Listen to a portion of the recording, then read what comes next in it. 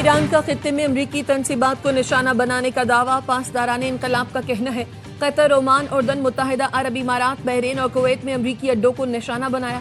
اردن میں امریکی ایئر بیس کے کمانڈ اینڈ کنٹرول سینٹر اور MQ ڈرون ہینگر کو تباہ کر دیا۔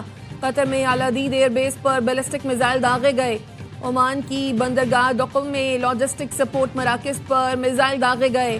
کویت اور بحرین میں پیٹریوٹ فضائی دفاعی نظام، اسلحہ گودام اور ریڈار تنصیب کو نشانہ بنایا۔ متحدہ عرب امارات نے بھی اہداف پر حملے کیے۔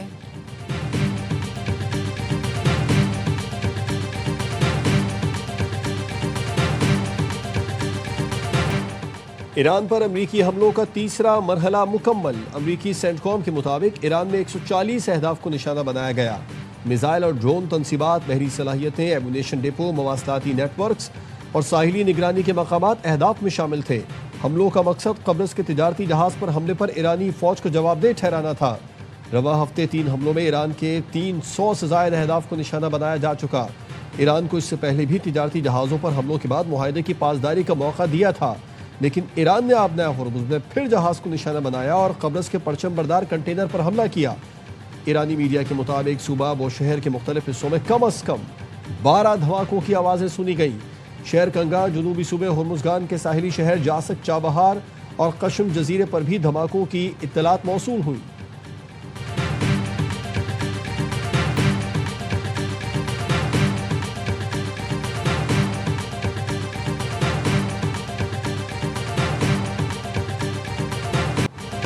متحدہ عرب امارات، قطر اور کویت کا ایران کے حملے ناکام بنانے کا دعویٰ۔ قطر اور متحدہ عرب امارات نے کہا ایران کے میزائل اور ڈرونز حملے ناکام بنا دیے گئے۔ قطری وزارت دفاع کے مطابق میزائل حملے کو روک دیا گیا۔ ملبہ گرنے سے بچے سمیت 3 افراد زخمی۔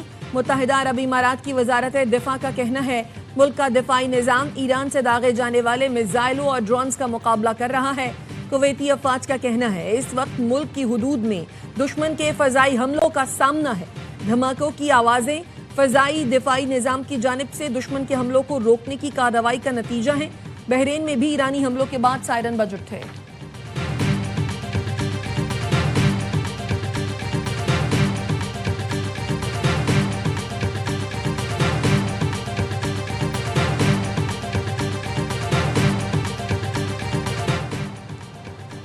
نائب وزیر اعظم اسحاق ڈار اور ایرانی وزیر خارجہ عباس اراغچی کا ٹیلی فونک رابطہ، خطے کی بدلتی صورتحال پر تبادلہ خیال۔ اسحاق ڈار نے کہا فریقین کشیدگی میں کمی کا راستہ اختیار کریں اور تحمل کا مظاہرہ کریں۔ اسلام آباد مفاہمتی یادداشت کے مطابق کشیدگی میں کمی پر عمل ضروری ہے۔ تنازعات کے حل کے لیے مذاکرات اور سفارتکاری ہی واحد مؤثر راستہ ہے۔ پاکستان علاقائی امن و استحکام کے فروغ کے لیے تعمیری کردار جاری رکھنے کے لیے تیار ہے۔ وزرائے خارجہ کا باہمی رابطے میں رہنے پر اتفاق۔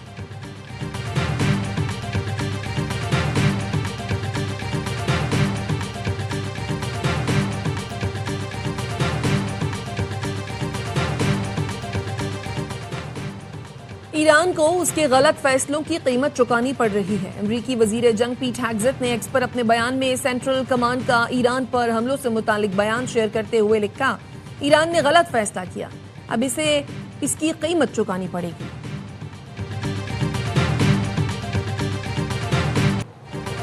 MOU کے باوجود امریکہ اور ایران میں پھر کشیدگی، ایران نے آبنۂ ہرمز تا حکم ثانی بند کر دی۔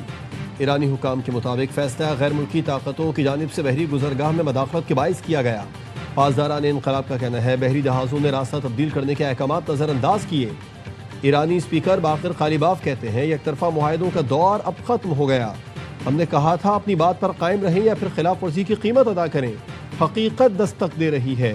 باقر قالیباف نے اسلام آباد مفاہمتی یادداشت کی شق نمبر 5 کی تصویر شیئر کرنے کا دعویٰ کیا، جس میں لکھا ہے ایران ہرمز سے جہازوں کی محفوظ آمد و رفت کو یقینی بنائے گا۔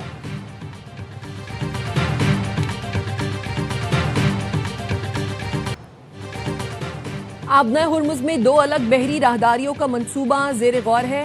CNN کا دعویٰ، رپورٹ کے مطابق مسقط میں ایرانی اور عمانی وزرائے خارجہ کی ملاقات میں آبنۂ ہرمز میں جہاز رانی کے حوالے سے بات چیت۔ CNN کے مطابق عمان نے آبنۂ ہرمز میں بحری آمد و رفت کے لیے نئی تجویز دی ہے۔ جنوبی راہداری سے آزادانہ بحری آمد و رفت جاری رکھی جائے گی۔ شمالی راہداری استعمال کرنے والے جہازوں کو ایران سے پیشگی اجازت درکار ہوگی۔ مجوزہ معاہدے میں جہازوں پر کسی قسم کا ٹول عائد نہیں ہوگا۔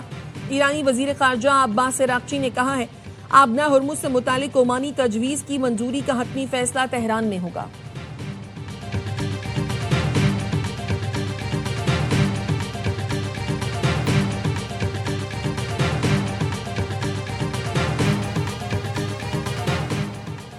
पासदारान इनकलाब ने supreme leader Ayatollah Syed Mushtaba खामनाई की नई तस्वीर जारी कर दी। एक्स पर बयान में कहा, ईरानी supreme leader Ayatollah Syed Mushtaba खामनाई मुकम्मल तौर पर सेहतमंद हैं। ये तस्वीर उन खबरों और अफवाहों के बाद जारी की गई है जिनमें उनकी सेहत से मुतालिक मुख्तलिफ क़यास आराइयाँ की जा रही थीं। वालिद के जनाजे के बाद मुश्तबा खामनाई का पहला पैगाम, खून का बदला लेने का ऐलान। कहा, कातिलों की मौत तबाही नहीं होगी, दुश्मनों से इंतकाम लेना बिल्कुल यकीनी है।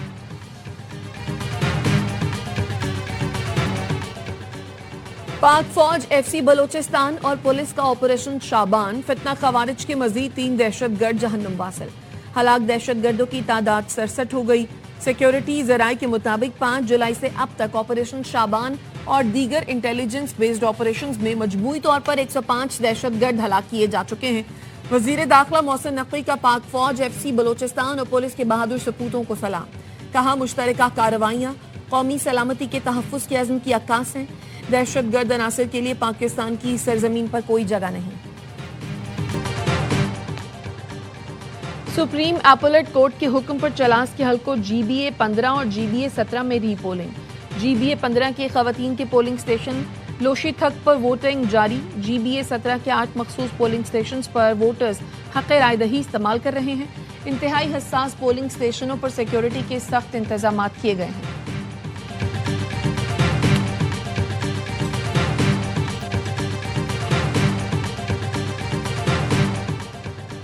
अमीर कतर शेख तमीम बिन हमद अल सानी के वालिद और कतर के साबिक अमीर शेख हमद बिन खलीफा अल सानी 74 बरस की उम्र में इंतकाल कर गए। शेख हमद बिन खलीफा अल सानी 1995 से 2013 तक कतर के अमीर रहे।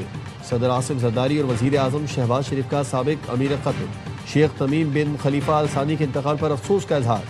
अमीर कतर और कतरी अवाम से ताज़ियत। सदर जरदारी ने कहा, मरहूम ने कतर की तरक्की और खित्ते में अमन व इस्तेहकाम के लिए गिरां कदर खिदमात अंजाम दी। वज़ीर आज़म ने कहा, शेख हमद बिन खलीफा की पाकिस्तान के लिए मोहब्बत और खुलूस को हमेशा याद रखेंगे।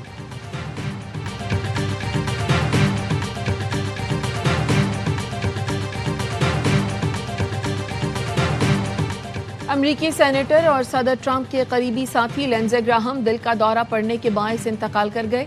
उनकी उम्र 71 साल थी। NBC न्यूज़ का कहना है, लिंडसे ग्राहम को हफ्ते की रात घर पर दिल का दौरा पड़ा जो जानलेवा साबित हुआ। चंद दिन पहले उन्होंने यूक्रेन का दौरा किया था। रूसी तवानाई खरीदने वाले मुल्कों के खिलाफ कानून साजी का ऐलान किया था। इक़दाम से मॉस्को पर मजीद सख्त दबाव डालने की राह हमवार हो सकती थी।